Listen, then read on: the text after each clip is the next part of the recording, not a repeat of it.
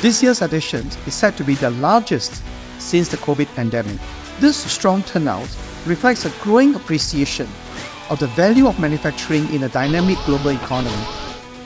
So I hope that over the next 3 days, your interactions with each other can spark off new ideas to take the manufacturing sector forward towards a more sustainable, resilient, and efficient future.